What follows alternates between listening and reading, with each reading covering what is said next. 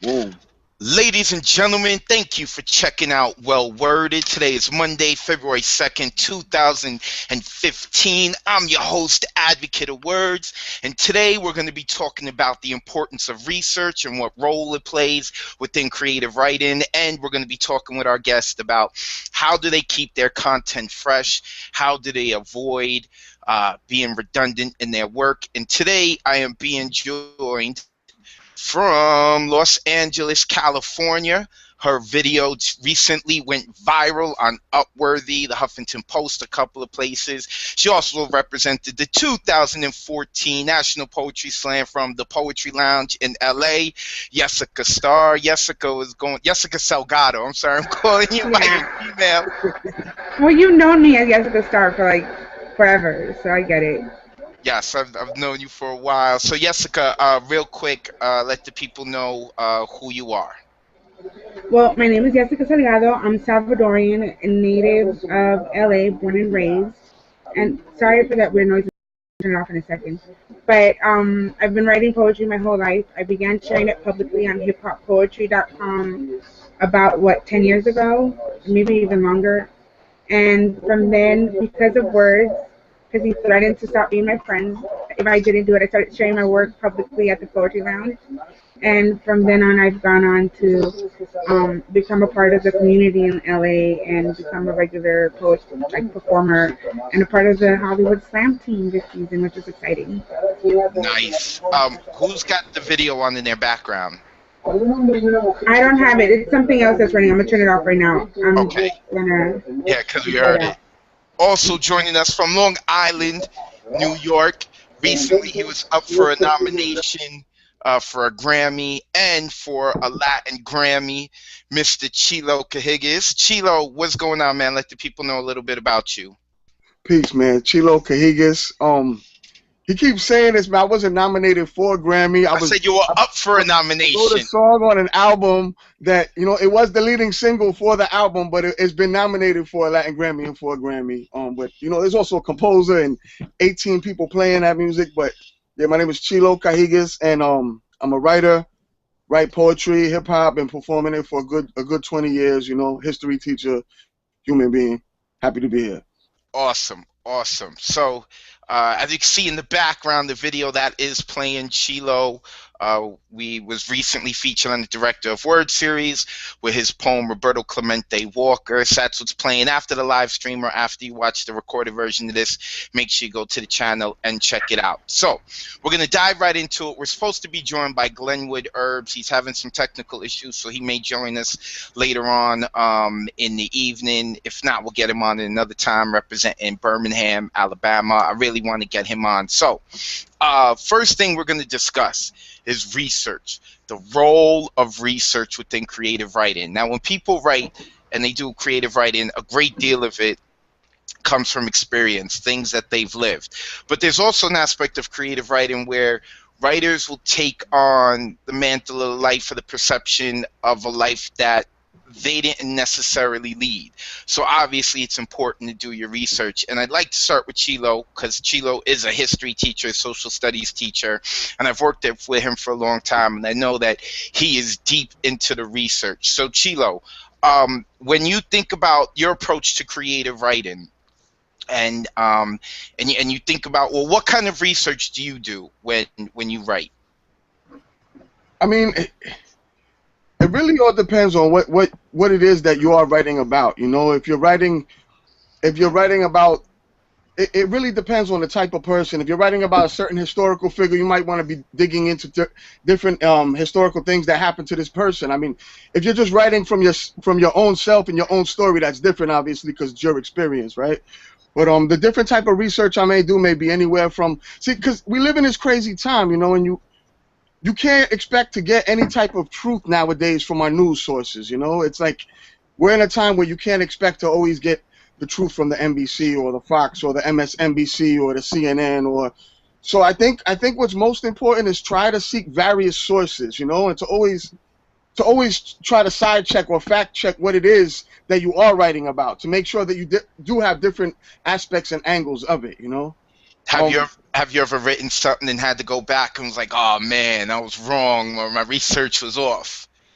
what I can't think of anything offhand, but what I will say is that when you write about a person, you know, any person in history, you give a tribute. Even for example, Roberto Clemente Walker or anything. Even though it's hard to find a lot of negatives about him, as far as certain people, but every time, like, there's always going to be one perspective and then there's another perspective about this person in history. So I feel like it's very important to try to talk about both sides and to try to, and also obviously it's according to whatever agenda you may have when writing the piece, but it's important to really research that person and or situation or whatever it is you may be writing about, and check different sources, you know, read some books, but also read some online things, but also just don't read any online site, like check them versus other online sites, or check academic scholarly articles, you know, scientific journals, etc., etc. I feel like it's important to get different sources, you know. Okay, so now we're going to jump over to Jessica. We'll jump back to Chilo. So, Jessica, now what I'm familiar with in terms of your writing is a lot of things that come from your experience, things that you've lived. But are there times that you step out or you push that boundary, and what kind of research have you done, or can you think of a particular piece you worked on in the process that you went through in terms of researching it to make sure that it came off authentic? Sure. For me, a lot of that is personal research, like my personal history. And a lot of it when I try to write about my family, especially my father and my grandfather, my grandparents, who I don't know a lot of, and my parents' country, which is El Salvador. So I've had to do research about situation back home. Like, sure, we're poor, but why are we poor? Like, what is it that happened? So be aware of history outside of what the United States history is. And even then, just in writing things that are self-reflective, understanding what my history as a Latina in this country is, so that when I'm talking about what I feel or like whatever, although I don't write particularly political pieces, I like to be educated politically so that I know why I'm being affected the way that I'm being affected. And I know what it is that I want the people that read my work to feel, because given our situation, I write about immigration, so sometimes I'll read about immigration laws. I'll write about, like I said, El Salvador. I'll write about like what conditions in LA's history, because we're not as rich in history as, like, let's say New York is, and sometimes we have to look that up too. So you mentioned about family, and when I say research, and I'm glad you brought that point up, because when I say research, it's not always reading a book, or it's not always looking online for stuff, even though that is one avenue to go. But it could be speaking to people from the past. So Right. can you go into that a little bit? Have you ever reached out to family about the past, or have you Oh ever yeah. gone into your memory bank, like, oh, I remember this conversation that my aunt or my uncle used to, you know, this story they used to share with me. I'm going to include that in my writing. Can you speak a little bit on that?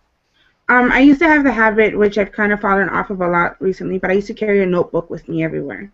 And I used to write down anything anybody ever said that caught my attention. And I did that specifically when my father passed away about 5 years ago, but when he was still alive, like in the last years of his illness, I used to record everything he told me, because I wanted to keep that intact for whenever, not only for my writing, but for like my next generation, right? And the same with my grandmother, who was, when she passed away, she was already 95. So she was like my gem to history. And whenever I had a conversation with her, it was always like, so what was it like when this? Oh, you were alive when we didn't have a TV. What was that like? Where did you get your news? What did my grandfather do for a living? And just like digging and digging, and also taking into consideration that in memory, some things get lost, right? Yes. So I play with that a lot, like how that's interesting of what people choose to remember. And I mean, history is like that already. I mean, like, our history has been rewritten so many times. Personal history happens in the same way. That's a great point. Yes, and I think that's also one of the things that's really important about poets, is that we're bards. We're also the historians, because the winners of war tend to write history. So it's those of us who don't have those kinds of resources that are able to tell the other story. So I want to pick up, continuing on with the conversation, in terms of, Chilo, when you're doing research, have you ever done research that you felt wasn't wasn't in line with what your experience was, or maybe was going against what your experience was, or you were starting to feel that, oh, I'm the only one going through this, or feeling this? Not really. I don't know. I mean, see, there are different forms of research, right? Like, that's a good point that you said. Like, there's life experience, you know. There's and what Jessica said too is so important. Like how we constantly, once we find out something, we'll grab that and dig into something else. But it's important how people choose to remember what they do remember, and how, like, I don't know. I just thought you made a really good point with that, because, damn, I have so many things I want to say right now. Go ahead, run with it. Go ahead, run with it. Run with like you said before, like, we're in a time where it's hard to get the truth. So the truth, if we're these poets and we're speaking at this time when, like, sometimes we are the news, because you can't trust what news you are getting half the time. And so it's that much more important for us to constantly check our sources and make sure we're getting it right to some degree, because, you know, in a time when journalists are getting locked up for sharing the truth, we need to make sure that we still are doing justice to it, you know, and getting the stories out that need to be told. You know, I think it's very interesting, like Jessica said about the ancestors. I didn't have my grandparents around to learn certain stories, but learning part of my cultural history has definitely been part of that for me, you know. Though you always have different, even considering when you talk about Puerto Rico, you know, have people on the island that speak about, you know, their interests and their wishes for where Puerto Rico will go in the future is very different for people in the diaspora here, right? Right. Yeah. So, it's perspective is very important, you know. Huge. It's Real quick, huge. shout out to Vladimir, aka Higher Learning from HHP. He's in the chat. He says what's up. So I want to give him a shout out. Okay, so Chilo. To add to that real quick too, you know, go ahead. the people in your neighborhood too are also like a source of research. Like in our situation, like being part of the Nuyorican Poets diaspora, so we still have people like Miguel Algarin and Papaleto, and people that are Sandro Maria Esteves, people that are living legends that you can still take from them and learn, you know?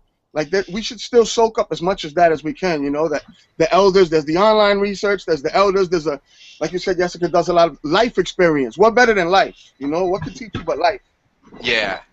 Something's happening with my camera. I think we lost. Yeah, so I'm back. It's just, there's this phone in my house that's being crazy, and I unplugged it, and it's still it's possessed. Okay, no problem. Jennifer came and fixed it, so I'll tell her you said hi.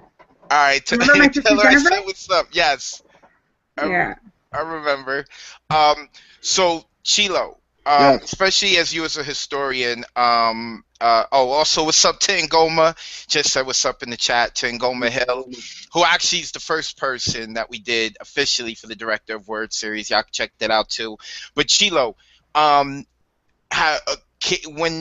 what's the first poem that comes to mind that sent you down the rabbit hole of researching, or not even just poem, but the first creative piece of writing, whether it was a novel or a poem or a song? Really, I mean, I've always been fascinated with writing. I really didn't get into poetry until my 20s, you know. But when I was young, you know, it was stuff like J.R. Tolkien and stuff. As like an 8-9-year-old, that's really what I started to get into, like these fantasy worlds. I used to write my own kind of stories like that. That's really where it started for me, writing like stories and making up imaginary characters and stuff like that. And it's time to go to bed, but you're still up reading or writing. And, you know, I was just a voracious writer. I love to read, you know. So it started for me more like stories like that, even though I've gone far away about it. But what's even interesting about you point out like that is later on when I would do more research and I realized that, like, for instance, everybody likes Game of Thrones, right? Yeah. But Game of Thrones, he draws heavily from J.R. Tolkien, right?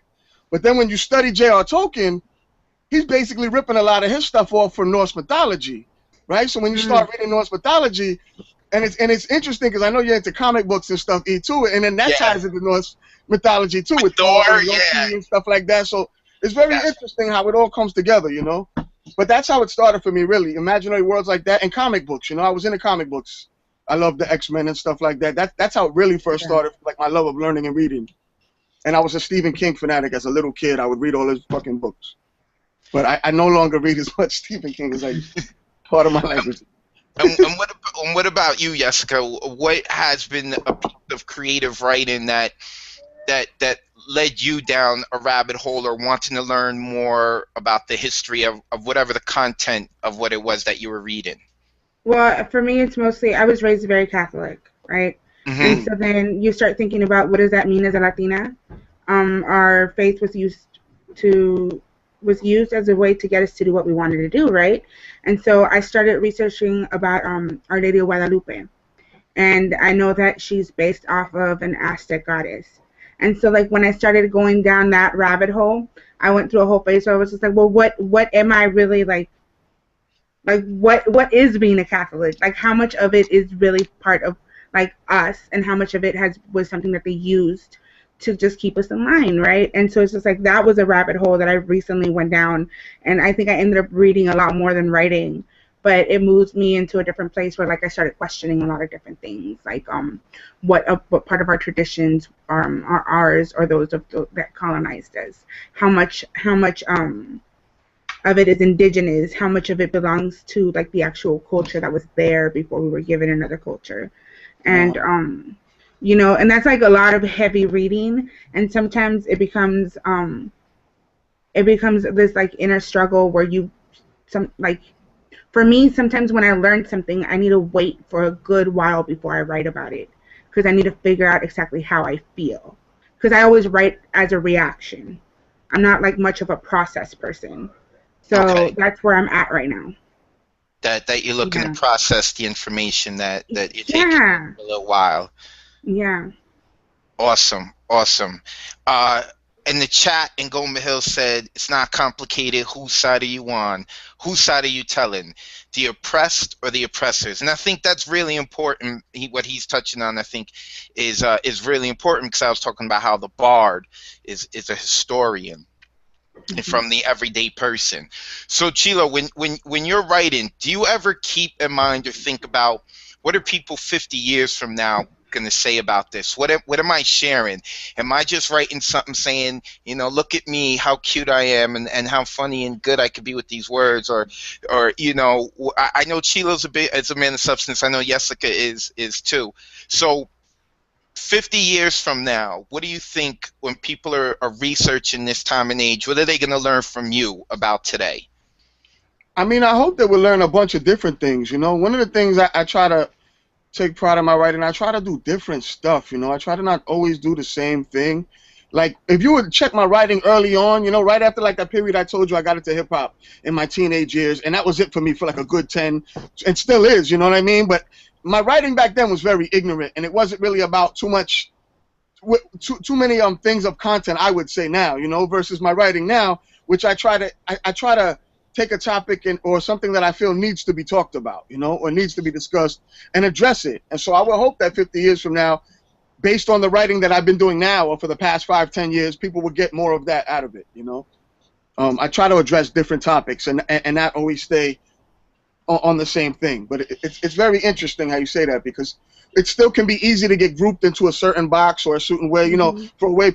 For a while, like people know us as just poets and didn't know I could also rhyme, or vice versa. People know I rhyme and don't know I do poetry. And even being from this scene here in New York, where there's a lot of people that talk about the experience of Puerto Rico or being Puerto Rican, and I would get called to do a lot of these different shows, and people will box you into just being that Puerto Rican writer, but I want people to know I write about other cultures as well, you know, and I study and I examine other things as well, you know. That's part of my process. I try to cover different things and different concepts, you know. You have to challenge yourself as a writer, I feel. You have to try to experiment a little bit, you know, if you want to keep it fresh, you want to keep it new. Yeah. So Jessica, same question to you. 50 years from now, 100 years from now, when people are researching the year 2014, 2015, and they come across your work, what are they going to take from what it's like to be a Los Angeles? Wait, I don't even know how to say it. Los Angelite? Angelina. No, Angelina. Oh, Los Angelina. Yeah. What are they gonna take from it, or is that something you even consider when you write? I mean, I write about a lot of things that I feel not being written about. I talk a lot about body image, which for me was a big problem for many years, where I didn't feel that someone like me would be heard, or people would want to listen to someone like me. So I write a lot about what it is to be a fat woman, what it is to be a Latina woman, what it is to navigate these spaces where you're not expected to show up in, what it is to be a high school dropout, because I dropped out of high school. Mm-hmm. And so, like, I strive in my work to be as honest as possible and tell my story as close to the truth as I can. I mean, I know that poetry is a lot of stuff that's written with emotion. And so sometimes emotion can change that perspective. But I hope that 50, 60 years down the road, like, body image isn't as much as an issue with women, and that hopefully my work was something that helped push that, especially in a place like Hollywood where I live, where everything can be so superficial. And I'm just trying to open doors for girls that look like me, or girls that might not look like me but still feel the things that I felt, or feel something different but can still can find themselves in my own story. Yes. Something that was brought up led me to the thought that when I search out poetry, one of the main things that I do, I search out all different types of poetry, but the main kind of poetry I like to focus on are from people who are outside of my culture and who are outside of my era, meaning the time, who's not contemporary. And I'm talking 1800s, 1700s, 1600s. And what I find is that there are a lot of people who write work that is timeless. You know, I've read stuff and I'm like, wow, you know, even though with all the gadgets we have today and how advanced our society is supposed to be, there are still certain things that are true today that were true in the 1400s in terms of the feeling. So I want to go back to you, Jessica. Is there a poem or a story or something, or can you remember the first time you read something and that kind of a thought clicked in your head where you're like, wow, you know, times have changed a lot, but in some ways humans haven't changed. Like, it's amazing someone in the 1400s feels this way, and how I feel today. Go ahead. You know what? I'm not. Let me see that I've read something so far back. Maybe, I mean, like, I would think of like Sylvia Plath, but she wasn't as far behind as somebody like in the 1400s, right? But like, I've read like stuff by Shakespeare, and some of it, like, after you get through like how thick the language is, like at the sentiment of it, it's very like familiar and very like, oh, I like his stuff because it's about love and I fall in love and I'm this hopeless romantic, you know, and I could get lost in that. There's Rumi, who's so universal. And yeah, everybody identifies with Rumi, and he was some dude that has nothing to do with our culture. Like, he's like all over Tumblr, and like like, you know, like Tumblr is like this ridiculous, would have been this ridiculous idea when he was alive, but there's people like that, and I think he's maybe the more specific person where his writing was so universal that it's still being read now, and people are dedicating it to each other, and it's like on Instagram pictures and stuff. Yeah, Rumi is someone I always call to. And I said it in one of the last broadcasts I did. I think when we did the open mic, I had mentioned Rumi and how it's like, here's a holy man. He's Persian and from the 13th century, 13th, 14th century. And I am none of the above, and I still love his stuff, and I could totally connect. So I'm glad you mentioned Rumi. Chilo, what about you? Same thing. Can you think of the first time or a time that stands out when you read something and you were like, well, you know, you felt that direct connection to someone in history? I mean, I can't think of anything offhand, but I would tell you, I feel it all the time. I feel like, I mean, Rumi's a perfect example, but I feel like there's so many things that you read sometime and you may relate to something that we're going through, and it could be a completely time frame. It could be hundreds of years ago, but it could just be as simple as the idea of struggling just to get by, or the idea of relationships, or the idea of some type of oppressed and oppressor, you know. And there's a lot of times that you just relate to stuff in history. I can't pick something offhand right now that really just sinks in, but I feel like I find a lot of that in a lot of what I read from. I try to read all kinds of different stuff, you know, and I feel like a lot of it does resonate. I know that's a weak answer. But you're eclectic. What you like? You're eclectic. I mean, right now I'm just reading. You know what I mean? I'm reading Amiri Baraka's Blues People, right? I have what I call like my bathroom books, right?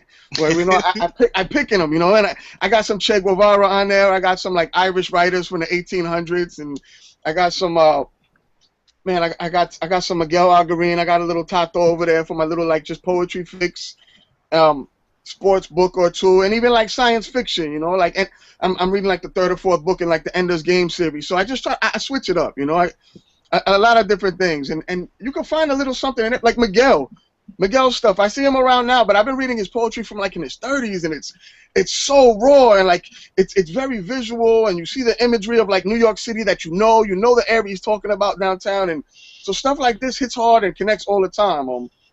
I'm reading this Amiri Baraka book, and he's talking about these jazz singers and these blues singers, and I just have a huge like that's another thing besides history. I just have a huge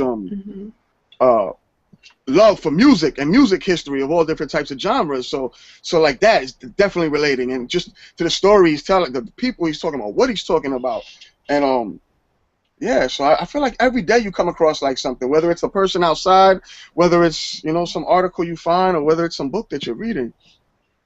Yes. Yeah. Real quick, I want to shout out Ricardo Hernandez, who's checking in. He's been checking out so far all of our live streams. What's up to him? Also, Vladimir had asked, he's like, yo, I want the guests to spit some of their favorite poems. We're going to save that at the end. After we get through our discussion, we're going to end it off with some poems, them reading their own. And again, Ngoma chimed in. He said, one job of the politically conscious poet is to raise contradictions and be a voice for the voiceless. So in this last last few minutes, we're going to speak about research before moving on to the next topic. Jessica, you had mentioned that you don't consider yourself necessarily a political poet, but you like to remain aware of it. Where do you think your writing will lie within history in terms of politics? And I mean in the sense that even if you're not addressing political issues, you're still addressing issues about your everyday life. So regardless of what it is, it's going to fall within that social awareness, that social awareness type of campaign. So do you think about, or do you believe that your art or art in general can sway politics? And do you put that kind of responsibility on yourself? Or are you just kind of organic and saying, I'm going to do me and the chips are going to fall where they may? Well, I mean, I keep that in mind whenever creating and sharing in a public space. Like, I tell people that I mentor or that I give advice to that if you're speaking is with the intention to be heard, right? And as a poet, especially now with things as the internet as our tool and stuff, we can't control who hears us, right? Which is a good thing and can be a bad thing. But the good thing is that my story can get to people that could have never understood something. Like, I speak about immigration. I speak about being the daughter of two parents who were undocumented for a good part of my childhood. And I think that I might not write with a political intention, but it does become political because everything is political. Reality, yeah. Yeah, everything. Like, I remember I was talking to somebody once, and they were talking about being a revolutionary, and I'm like, I'm not a revolutionary. And they're like, but you're a poet. It's the same thing. And that's how I've treated my work ever since. Anything that I write about something is shedding light in my people, which is like whoever, people in LA, people in El Salvador, or just Latinos all across the country, women. Because as a woman, I give myself that responsibility too, to speak about things that maybe other women are not ready to speak about or aren't being listened to. Why do you give yourself that responsibility? Or why do you feel you have that responsibility? So whether you give it or whether you feel it, why? I just feel that because for such a long time, I was seeking out someone that I could identify with. I was seeking out for someone to tell me my story, and I found that in Sandra Cisneros. The first time I ever read her, I was just like, damn, there's somebody. Who did you read? Sandra Cisneros. Okay. She wrote The House in Mango Street. Yes. And the first time I ever read her, I remember thinking, like, oh my God, like, somebody gets me. Somebody lived a childhood similar to mine. Something. And I devoured everything she ever wrote. And for years, I tried to write like her, and I feel that sometimes that gives hopes to kids that don't think that they can ever actually be a writer, that they could ever actually be something else. So that's why I even changed from going as Jessica Starr to going as Jessica Salgado, so people could hear my name and know that I'm a Latina. And so that there could be someone out there that's looking for a voice to identify with. And the minute they hear my name, they could be like, all right, she sounds like she could be family. Let me listen to her. Or you have someone that isn't part of my culture that's like looking, like you say, you like to read people from other cultures, right? Yes. What if there's a white dude somewhere that's trying to do something like political, and he's like, let me go see what I could find about this specific type of people, and then they go out there, and because, you know, I've had the opportunity to have some exposure online, they come across something I've written, and it sways them in some kind of way. I'm sharing my work publicly. If I'm putting my work publicly, I have a responsibility to what I'm saying, because I gotta put, you know, I gotta stand by what I say. Yes. Yeah. Shout out to Wendy Angulo, who just came into the chat. That's my manager. Check out Wendy Angulo Productions. And Chilo, we're going to wrap this part about research off with, I was going to ask you something, but Vladimir put in a good question I want you to answer. And do you and how do you try to reach readers or listeners outside of your demographic? So I guess that if you do, that would require some research, I guess. So do you, and how do you go about it? Just like you heard Jessica talked about, she wants to use her last name so that, you know, people get a better understanding of where she's coming from. So if someone, like she said, if there's some white dude who wants to find out some information about Latinas or stuff, that they'll come across her name like, oh, this may be someone I want to check out. Yeah, I mean, I try to tell the, like she said before, it's being honest. That's what I try to do. I try to be as honest to telling the story how I feel the story should be told, you know? I'm not the end all, and nobody is the end all, really. But you want to try to do it as properly as you can to tell that story that is your story, you know, or is that story that you're trying to write and you're trying to write about. If I'm going to sit there and write about somebody else's culture too, I better make sure that I study every single aspect of it before who am I to talk about it, right? If I haven't experienced it to some degree, and if I haven't researched it. So yeah, of course. Do I specifically target other cultures? Sometimes I may specifically try to write a certain piece that may get over that may not resonate with my certain demographic. So yeah, I definitely do that at times. I would say yes, I do that. And what was the other part of the question? It was just people who are outside of your demographic. So that could also be age, you know, in terms of like old school thinking. Oh yeah, for sure. And what I also wanted to say was something about what Jessica said before with the Sandra Cisneros, and it's so important that we have people that tell these stories, because like even her, like they were trying to ban her book in Arizona not too recently, right? And they did. And so like just things like that is crazy. Like I used to teach middle school, and all my middle school kids had the option to read. It was like in the back of the room, a house on Mango Street. But like now it's getting banned. Like this is crazy. Like we need to make sure that these stories are told and that there are voices for the voiceless, because sometimes if you're not careful about it, it will get shut down. I mean, we did a conference recently with talking about Piri Tomas, and it's dope that we can tell his story, because not so long ago in certain places here in Long Island and in Queens, it was banned in like the 70s and the 60s. So it's very important for us to tell our stories accurately and to make sure that we tell them if nobody else is going to tell them. Right. Somebody got to do the work, right? Indeed, indeed. Shout out to Emily Klein, who just joined us on the live chat. Real quick, those of you who are tuning in late, you're watching Well Worded. This is our third edition. It's Monday, February 2nd, 2015. We just got done with our first half discussing research and the role it plays in creative writing, and there's so much more we could get into it. But we got to move forward. I'm being joined with Chilo Cajigas and Jessica Salgado Cajigas, because Chilo's got a poem where he says Cajigas in it. So I was thinking that Chilo Cajigas from Long Island, New York City, New York, and we're being joined by Jessica Salgado from Los Angeles, California. Really quick, I know you guys have a lot going on. Chilo, what do you have coming up in the month of February or March that people may be interested in checking out? Coming up, real quick, let me just talk. The past week has been crazy, because the past week we dropped this video that's in the background here. That's Roberto Clemente Walker, right?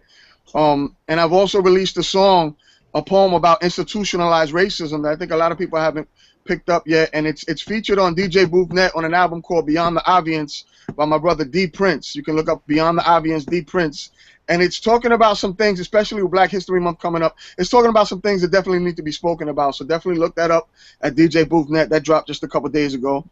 And 2 nights ago, I did something for a album release party. It's called Smoking Word Album. I don't know if you can see it.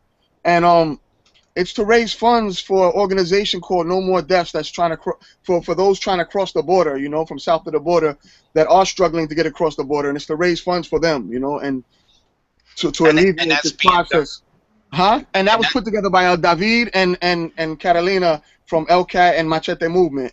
And there's a bunch of dope poets that are on that and that have put their time and effort into that. But coming up, you know, always still working with Grito, working on I'm working on a new book that's like a semi-autobiographical piece, a poetry book, and then I'm writing on like more of a political type poetry book. And I'm trying to release a bunch of albums this year. I got one with a guy named Mr. Rompeboca. It's called Stay Alive. Look for that this year. Bronx-based producer. I got one with a Jersey City-based producer called CNI with DJ Iris. And I'm doing one with a guy in Queens, another social studies teacher like me. And we're both like nerds, sci-fi nerd stuff. And it's called like Magician's Revenge. And it's me and Main Event is his name. So that's pretty much what I'm working on for 2015. Dope. And Jessica, what about you? What do you have coming up?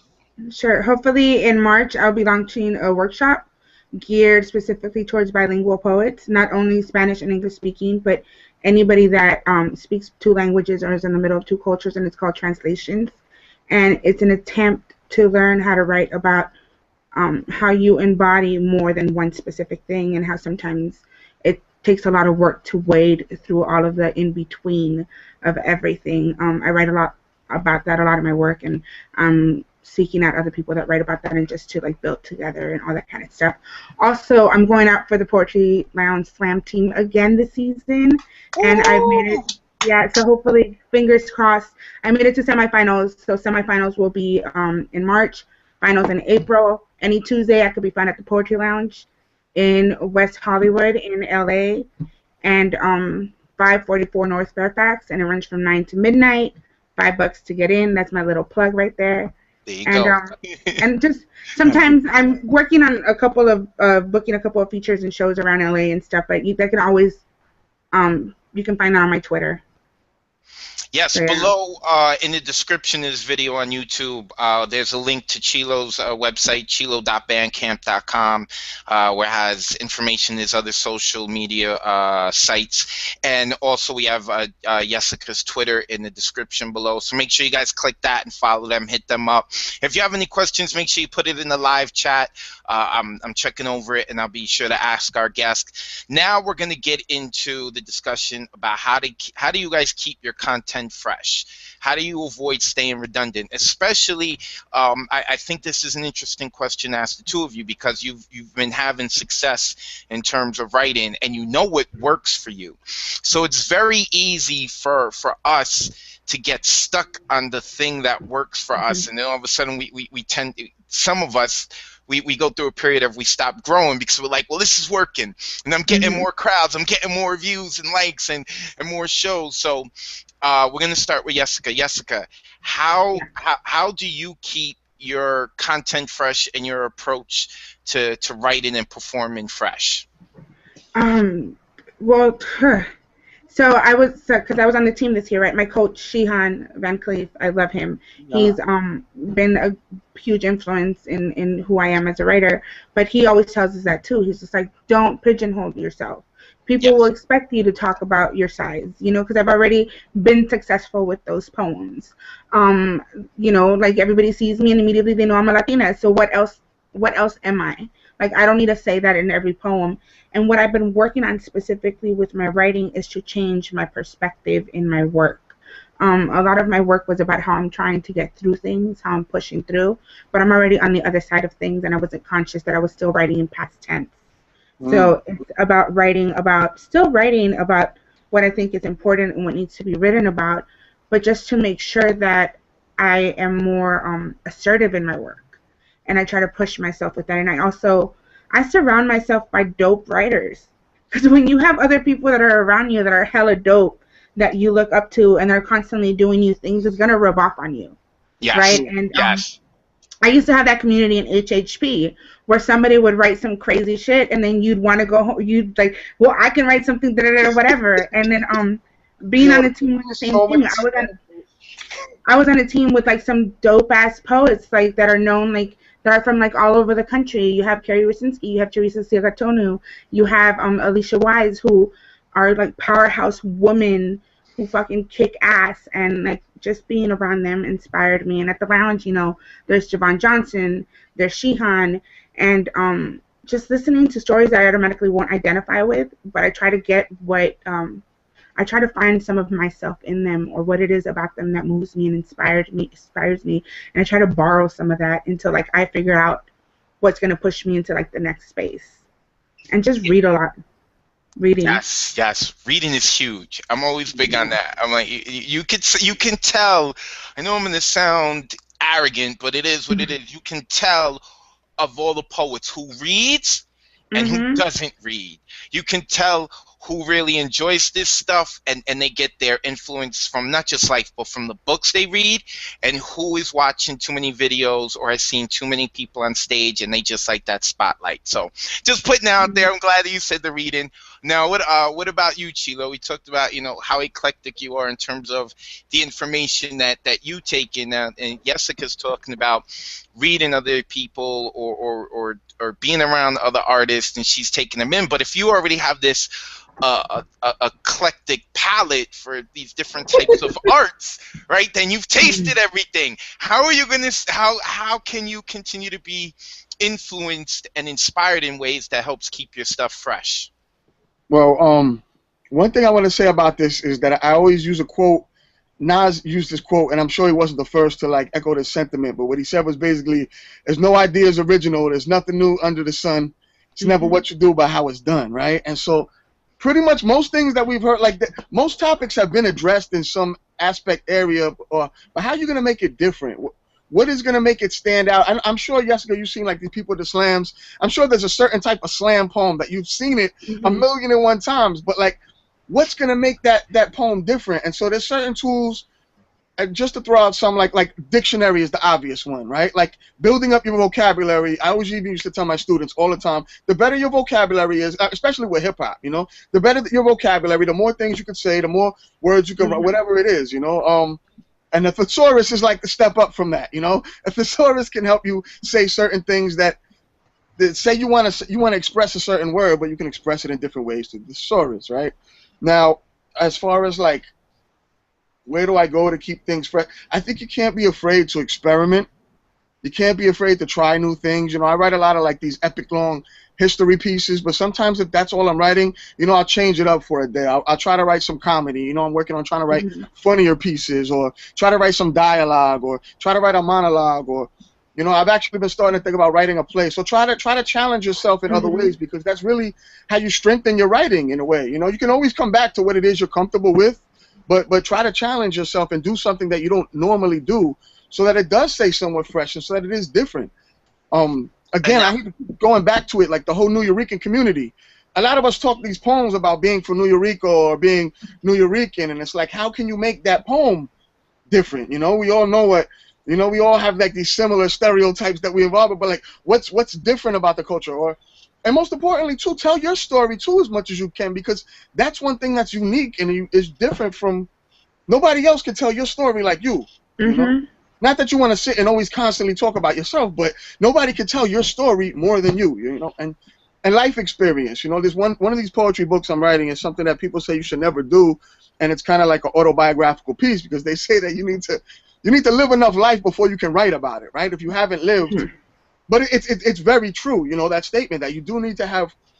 You need travel, man. Travel will do wonders on your writing, you know, on keeping it fresh. You know, if you're in a funk, and some people say they get, I know you addressed writer's block a couple weeks ago or whatever, man. Like, travel or try something like have a new experience. Go somewhere you wouldn't go ordinarily. Talk to somebody you wouldn't talk to ordinarily, and you'll be amazed what would come up, you know. And there's as you know, there's YouTube tutorials for everything. Yes. There's free online courses. You can pretty much get certified in all kinds of things. You can get a PhD for free if you really wanted to, you know. Like, it might not be from this acclaimed college, but you could teach yourself that knowledge, you know, or teach you what you need to expand on something else. Yeah. Yes. Digging. It seemed like you wanted to jump in. Did you? Oh no! We were talking about writer's block. Like, I don't believe in writer's block. I believe in psyching yourself out. But that's also another thing. Self-care is really important too. And as artists, we forget to do that. We're so busy creating, and we're so worried about pushing our boundaries and like doing things we've never done before, that we forget that sometimes when we write our best stuff or our newest stuff is when we've taken care of ourselves. Yeah. You know, so it's just like, step away from the computer, go have some drinks, go dance, go like chill with your friends, watch. I hate football, but watch football. You know, or something. So it's just like, do something that makes you feel good, because sometimes when you return to the computer or whatever it is that wherever you write, that's let you process things and lets you feel things from a different perspective. I think we tell ourselves a lot that we have to be these tortured, like, working hard writers. I mean, you do have to work hard. Writing is a tool, but you don't have to feel like you're working hard. It's like you can't do anything wrong. Play with your work. That's my thing. Like, I've learned that I can play with my work. I write a poem that's 5 lines and I'll be like, that's the best poem I've ever written. It might not be, but I tell myself that, you know, and then it's just like, because sometimes we get so busy as poets too, also going to open mics or slamming, because I'm involved in slamming now, but you want to do these epic poems, right? 3 minutes. So it's just like, you feel that you got to say like all this stuff in 3 minutes, and you're basically saying the same shit over and over in a poem, as opposed to like challenge yourself to write something that stands alone. Yeah. And you'll learn that like you're wasting words sometimes, you know. Yes. Yes. But yeah. Yes. So everything can always be edited. That's a great point too.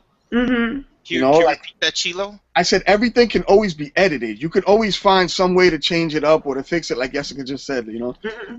To piggyback on that, like. So Jessica had talked about, and I think it's something that I've thought about, but I wasn't even thinking about now, but I'm glad she brought up, in terms of poets or artists in general, writers in general, taking care of themselves. And one thing that I've heard a lot of people talk about, and not just within the arts, but with everything in life, is to not get too comfortable. So Jessica brought up the part, like, you know, don't allow yourself to get too uncomfortable. Like, take care of yourself, get your sleep, go out and live. So Chilo, do you believe that now on the flip side, do you think it's possible that to possibly get too comfortable? Yeah, I think there's always a time that you can induce some change in your regularly scheduled routine. I mean, everybody's different. For some writers, routine works, you know, and routine is what got them this far, you know, and so they live and they eat off that routine, and they need that routine in their lives to structure who they are as a writer. Like, everybody has a different learning process. It's something I've learned as a teacher. But back to the question. I'm sorry. Say that one more time. Jessica, what I'm saying is that Jessica had brought up a good point about a writer needs to take care of themselves. Oh. And so I agree with that. I also think that there's also another side to that coin in the terms of writers getting too comfortable. So do you believe that I mean, where do you see that balance between making sure you're taking care of yourself, so you're of a healthy enough mind to create? I think the more that you take care of yourself, the better. You know, honestly, I think the more you take care of yourself, the better. You'll be more well rested. You're more clarified in your mind, more apt to deal with things. Yes, some of the most creative geniuses we've ever known in our life, you know, have killed themselves with heroin, have probably wrote awesome poems while geeked up, whatever it is, on mushrooms, acid, whatever. But the more you take care of yourself in the long run, the longer you're going to be around, you know, to constantly put out work. And also the more effective your work can be. I mean, there's nothing worse than seeing somebody that's completely bombed at an open mic and they're trying to do their piece and they just can't get through it, you know? Yeah. Yeah. So, all right, in the long run, I feel like taking care of yourself is better, you know? Yes. But you should try, but changing up the routine, I'm not talking about like inducing in drugs or whatever, but staying away from being too comfortable all the time and just always being in that set routine. I think sometimes there definitely is a need for change as a writer, to switch it up every once in a while. That's basically what I want to say. All right, so I'm going to give Jessica and Chilo a minute to get whatever poem that they would like to share with us now. Real quick, I want to, Ngoma Hill had mentioned that Amiri Baraka had told him that writing poetry is like filling a pitcher and pouring it out. If you ingest garbage, you'll write garbage, etc. And I agree with him on that. That's so true. That's why I'm always big on telling people read. And a shout out to Eric Andrade from Massachusetts. He was on our open mic, the Blizzard Show, last week. Thank you for checking us out, Eric. Go ahead, Chilo. You wanted to jump in real quick? Something you were just saying about what was the statement Ngoma said again? Ngoma Hill had mentioned, Amiri Baraka told me that writing poetry is like filling a pitcher and I know. pouring it out. If you ingest garbage, you'll ingest garbage. So that's what's so good to even watch, like, and be careful about where it is you're getting your research. If it's internet, make sure you're Snopes checking it or you're fact checking it or you're, I mean, sometimes I don't even necessarily agree with the people that run Snopes, but a lot of the shit that you see on the internet gets shared and shared and shared. You can just check it on there real quick and tell that it was put up 5 years ago or that it's an old photo or that it's not true, you know, and this isn't some Chinese people eating babies, you know, like, we're very gullible, and that's the thing about the internet. It's a great tool, but it's also like, there's all kinds of garbage and junk on there, so you have to be careful what you receive. And like, so when Ngoma said it, made me think about Fox 5, how I just read an article that said, like, they actually lie more than they tell the truth. Like, people have been fact-checking them, or that they don't tell the whole truth, you know? And so,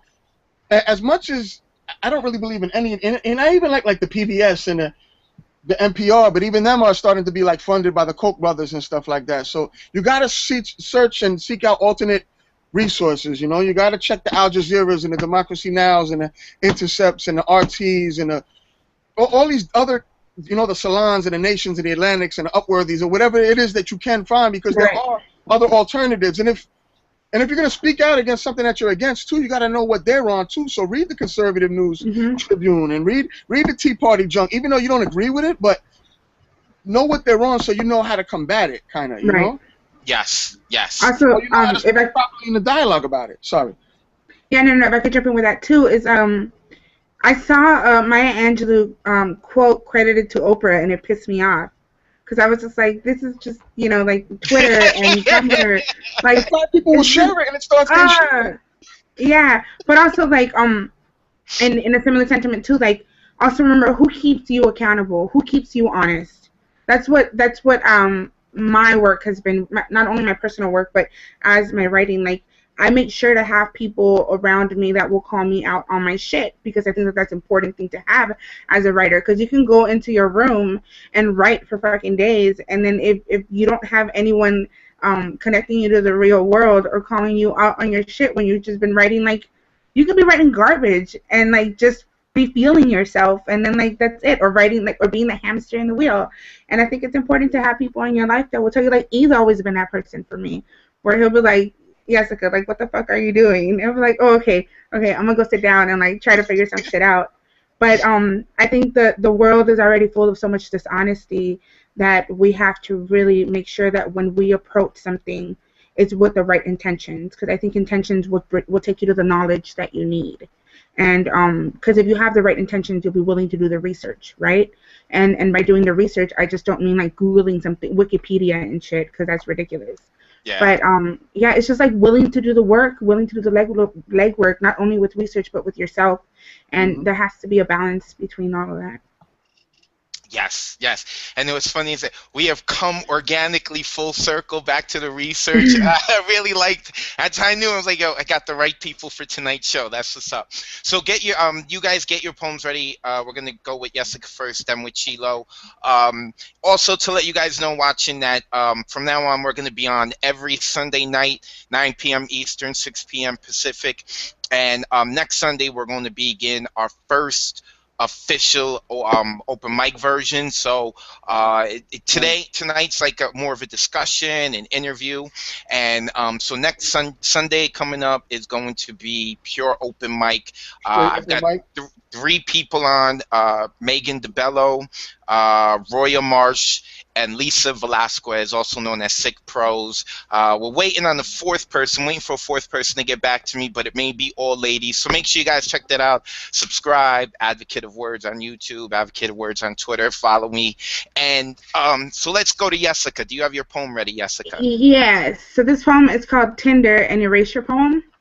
And so I'm on Tinder, which is a dating app that's ridiculous, right? Like you get people. Yes. I see your stuff on Instagram and Twitter talking about the conversations you have on Tinder. Ladies and gentlemen, please go in the description, click on that link for Jessica's Twitter, and follow her. I love these conversations. Yeah. So, oh yeah, I forgot to tell you guys. So for February, I'm writing a poem a day all year. So feel free to follow me on social media and see like whatever I come up with. But specifically for the month of February, every day in February, starting today, I'm going to be posting a screenshot of a conversation that I've had on either like online dating, whatever, and a poem inspired by the conversation. So it's going to get weird and it's going to be interesting. They don't know what they're getting into. Yeah, so for briefly, if you don't know what Tinder is, it's a dating app where you get people, you get to choose what age you want and the mile radius that you're willing to travel to meet these people or whatever, and which is ideal for booty call, I guess, right? But that's not what I'm there for. But that's what people treat it as. And so this piece was put an erasure. I don't know if everybody's familiar with what an erasure poem is. It's when you take already. What kind of a poem? An erasure poem or blackout poetry. People call it different things. Mm-hmm. Where it's like existing text and you black out certain words to create a new text within something that already exists. So with this, I went through all of my conversations on Tinder and I wrote them all out on a Word document. And then I pulled out the lines that ended up becoming this poem. Nice. So this is what this piece is. And it's an interesting piece. And you can actually find this. It's been published in a magazine called Suspect Press in Denver. So if you're in Denver, you can find this out there. Okay. Hello, gorgeous. Do you like what you see? Do you lick during dinner? Hello, sexy. Let's hook up. Beautiful woman thing tease. You don't talk much, do you? I want you, your feet, that mouth. What does it do? Do you like me? Lips, let me lips, bite them lips, tease. What do they do? Why won't you talk to me? You are such a tease. Hey, hello, beautiful, secret, big woman I have always wanted. Your hands, your nails, would you? Why are you here? I hope I'm not being rude. Fuck you. I want to fuck you. Hey, hey, hey, hey, hey, let me eat you. Dinner, maybe? Why do you say no? Tease, such a tease, let us see something. I am not thirsty. Let's have a drink. Champagne in the back seat somewhere, free shots on me or you. Wink, wink. Why are you so quiet? You seem like you could be exciting. Are you a good girl? Am I your daddy? You haven't answered my question. What do you want? Why are you here? Why won't you answer? I'm talking to you. Come over, come here, free drinks. Free me, you owe me free. Where are you? Baby, babe, boo, bitch, cunt, I'm talking to you. Why won't you answer? Why are you here if you're not an answer? Do you have it like that? Why don't you want me? You fat ass, give me that fat ass. Hey, big bitch. Hey, sexy, give me that mouth. Bring that body here. Are you there? Write a poem about me. Thank you. That's it. Nice. So that was taken from all of these, or from all these messages, right? From these guys. Yo, that's crazy. Some of the things you said, it was like, damn, like people, like there's men out there that really talk like that, like they think that's gonna help them even on the dating site. Like really briefly, so that Chilo can read his own piece. I actually met one of these men. Who you look up on YouTube How Not to Make Love to a Fat Girl, which is my piece that went viral. The piece was inspired by someone I met off of Tinder. And so long story short, he ended up convincing me. This is like briefly after I had lost about 80 pounds, right? So I was like this new woman, and I was out there, and I'm like, I'm gonna find somebody, whatever. Yeah. And so he's talking to me, and he like convinces me that I owe it to myself to have a one night stand with someone. Like that was his thing. Like, you need to come to my house and have sex with me because it's gonna liberate you and whatever. So I go to his house, and the minute we walk into this tiny ass apartment, it smelled like sweaty balls. Like I can't explain it as anything else. And I'm there for like 2 minutes, and I like hightail it, and I leave. And ever since then, I haven't met anybody else because I'm like, these people are fucking insane. And I've had guys offer to, like, if I send them pictures of my feet, they'd like PayPal me money, which I haven't done. But it's a strange world. It's interesting, yeah. Very strange. Well, first off, I want to let you know that they're speaking about erasure poetry and blackout poetry. It's spelled Erasure. Mm-hmm. Okay, because there's some people in the live chat are talking about it. I want to make sure that we get them the right spelling. And yeah, the people liked your poem, and now they're talking about how people are on Tinder. If they Google Tinder period and erasure poem period, they'll be able to. It's on a poetry site out there, so they'll be able to find and see the text of it. Awesome. Thank you, Jessica. All right, no Chilo. problem. Thank you. It's your turn. Don't go anywhere though, Jessica. Don't. Okay, so go ahead, Chilo. What do you have for us? It's so recent, and I still want to continue to bring like awareness to this album, right? I'm gonna do the piece off here, a cappella, all right? All right, and cool. Also, Re-mention the album for those who are joining late. Make sure you give the shout out to the Machete movement. Machete movement, and it's relevant because of what Jessica talked about too, you know. So this is for those that struggle trying to cross the border. In the desert, laws trying to get across. They know it's dangerous, but they accept the cost. Running with coyotes in the night, looking for a better life, looking for a better plight. That's why they're willing to take the chance for their fam, so one day their lives could be enhanced. Most of them crossing in the lands that was once theirs. If we really want to examine what's fair, places ancestors traded in for centuries, the network has long existed extensively. Before countries drawing lines up in sand, that's something that most don't try to understand. Man, let's talk about the Treaty of Hidalgo. Let's talk about the spirits of Zapata and Pancho selling you lies off the Alamo and bravery when Texas was only created to keep slavery. And some will say, why don't they come the legal way? Because it could take half a lifetime the way the eagle plays, and waiting 20 years could take too long to do. If you had to wait that long, then you'd be crossing too, saying prayers, calling on the ancients for a safe passage. Knowing it'll be a few days, better take rations. Half the reason they come into this country, their own homeland, exploited by U.S. companies. It's sad how there's even more money to be made doing menial jobs in the good old USA. A laborer working in the back of a kitchen could be enough to largely raise the status of living, while law legislators go and undermine the system and use these border crossers for their own private prisons. Yeah, the CCA is lobbying Congress, sworn to protect but an obvious accomplice. And these cartels are violent and late, but the guns are mostly coming from the United States. Who's making money off the maquiladoras, the processed corn, and the profit off borders? These critics of each hater could speak later while they're using goods that were manifested by the cheap labor, spending millions off border protection, while most die off no water just trying to get in. Brother, it's more than Bracero and Dreams Acts, zones of free tax, Chiquita brands, mean facts. And once they cross, it's still oppressive, buddy. You trying to learn and they banning your ethnic studies like it ain't enough to come through Mexico. Still be dealing with these agents and Sheriff Joe. My Tommy Chilo came all the way from Puebla, searching for something better. He's like 60, still searching that American dream, the land of milk and honey where it never what it seems, looking for better tomorrows for their family and inclusion in a wide scope of humanity, in solidarity with no more deaths. Amor para mi gente, we hope for the best. Thank you. Chilo! And that's off the, say the album again, share the album called again. Smoking Word. It's for an organization called No Mas Muertes. Definitely check them out. You can get it on Amazon. There's other links probably all over that'll be coming out soon. Definitely check out Machete Movement and the good stuff they're doing there. This is straight from their heart for the people. Awesome. Make sure you guys connect with Chilo. I've got the link to his Bandcamp in the description below, and then from there you find his Facebook and Twitter. I know he keeps promoting it. I'm going to put it up on my page and network, and I'm going to promote it. So quick shout out to Glenwood Herbs, who couldn't join us today. I really, really, really wanted to get Alabama in the house, represent the South. Eventually, we will. I want to thank once again Jessica Salgado from Los Angeles, California, the first person ever from the West Coast to join us on Well Worded. So thank you very much, Jessica.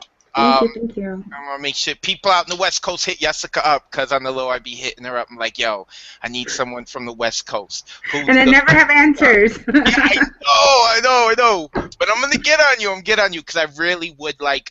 There's a lot of awesome things going out in LA, San Diego that I would really like to get them involved. Also up north, Cali, San Francisco. I see you, and you mentioned Denver. I really want to get Denver and their Archine. That is the dude. Yes, Ken. There was Ken Archine. Oh, Ken. I don't know. Sorry, Ken Archine. That's the homie. That's the one who did it, who's part of the magazine you mentioned? Yeah, he's an editor on the magazine, so I submitted to the magazine. Ken is phenomenal, man. I want to do a video with him too. Amazing. I told Jessica I want to get a video with her too. I want to get him on. Yeah, Mr. Archine is he's awesome. So again, Jessica, thank you for joining us tonight. And I definitely want to have you back on, and definitely in the open mic edition. The people in the chat went crazy for your poem, so we gotta bring you back on. I'll be speaking with you, and also to my boy, the man who is up for a nomination for a Grammy and Latin Grammy, Mr. Chilo. On an album that's up for a nomination. Yes, is up for a nomination. February 8th.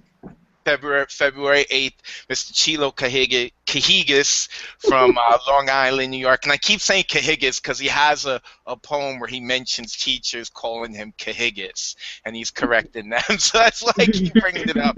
But make sure you check him out. So everyone, thank you very much for checking in. Live stream, or you're watching the recorded version. Make sure you share this with people.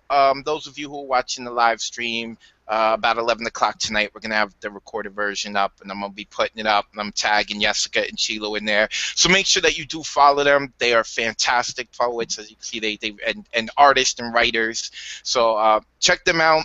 And next Sunday, 9 p.m. Eastern, 6 p.m. Pacific, we're going to be back here with our open mic version. Going to get a couple of poets. Just going to spend the night spitting poems, quickly talking about them. So I've been your host, Advocate of Words. Thank y'all for checking us out here at Well Worded, and we'll see you soon.